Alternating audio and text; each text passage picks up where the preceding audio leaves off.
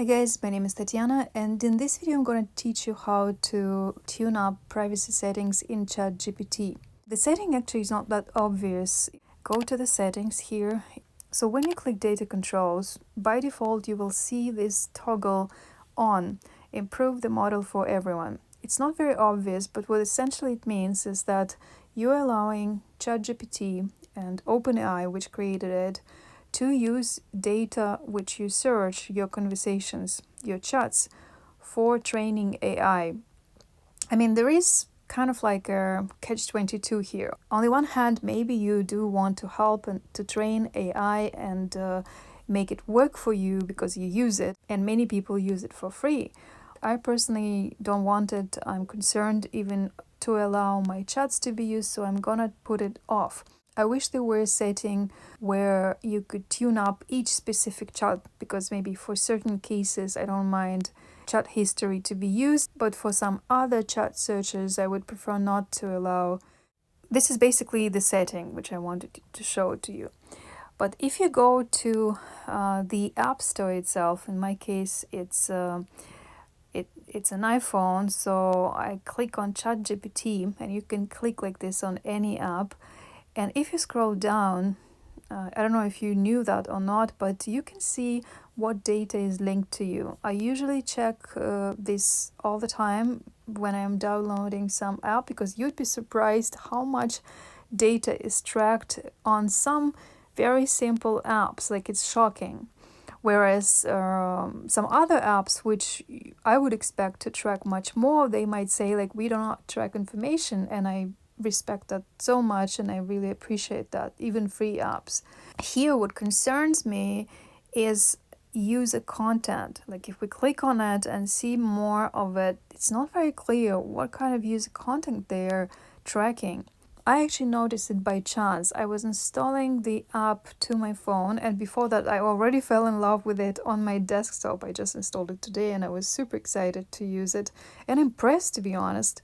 But then when I was logging into the app, I saw a message that ChatGPT wants to use OpenAI.com, and this allows the app and website to share information about you. And I thought, what does this mean?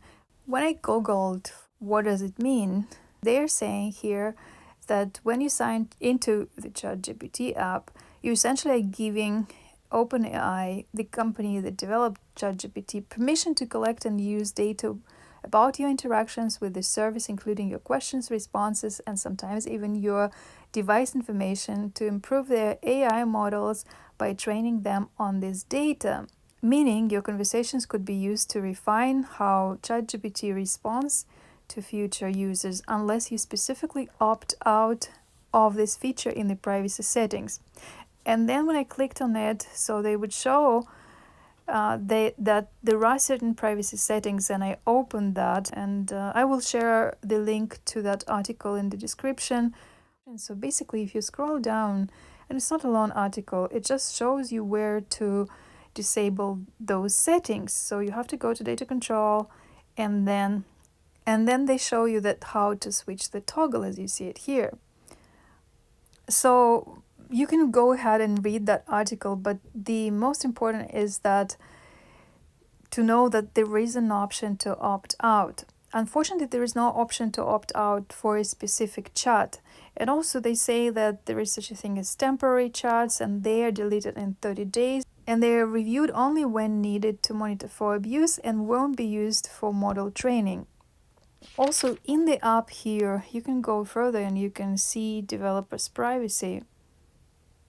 And that's usually a very long document, so I think it's always is worth to go over it. And actually, this privacy settings are kind of shorter than the majority which I've seen for different companies, so it's not as bad. So what I usually do is that I would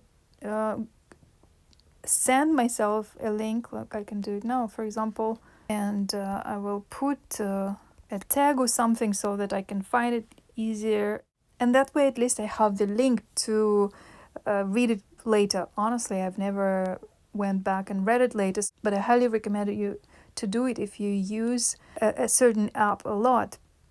Also, what I do is that I copy the text from here. It's a bit hard to do it on my iPhone because there's no option. That actually freaks me out. That on my iPhone, unfortunately, it's iPhone XR. There's no option select all, which is really convenient. I had it on my old Samsung, and I hate that they don't have it here anyway. So I can't select easily the whole text. It's easier to do it on the computer, on my laptop. And then I would put that text into a Google Doc or Word file under a certain name so that I remember that these were the settings, and I will also include the link to the page. So that way I know what was written in the document on the day when I was registering to the app.